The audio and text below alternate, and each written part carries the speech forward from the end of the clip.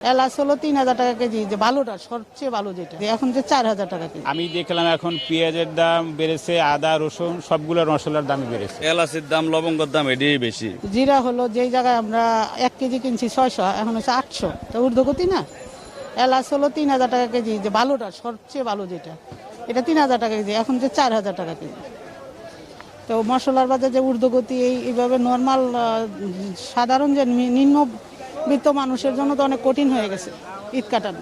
আমি দেখলাম এখন পেঁয়াজের দাম বেড়েছে, আদা রসুন সবগুলোর মশলার দাম বেড়েছে, এবং শুধু বাড়েই নেই, দেখা গেল আমি গত সপ্তাহে ছিল রসুন ছিল 180 টাকা, সেই এখন কিনলাম 220 টাকা, মানে 40 টাকা তার কেজিতে বাড়লো।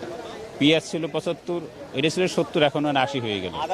আদা ছিল 180, এইটা এখন 360 টাকা, এটা প্রায় ডাবল হয়ে গেছে। এবং অ্যাবাউট সব কিছু পণ্যের দামই প্রায় 30 থেকে 40% বেড়ে গেছে আর কি ঈদ উপলক্ষে। মশলার দাম, সব কিছুর দাম বাড়ে না, খালি এলাচের দাম, লবঙ্গের দাম এটাই বেশি। জিরার দাম এটি রোজার ঈদে যা ছিল কুরবানির দাম তাই আছে। বাড়ার কারণ বিভিন্ন সমস্যা, মাল আনতে নিতে ঝামেলা, এরপরে বিভিন্ন জায়গায় বিভিন্ন লোকের টাকা দেওয়ান লাগে, এই কারণে দাম বাড়ে আর কি। সরকারি ভাতা দিতে হয়, ট্যাক্স দিতে হয়,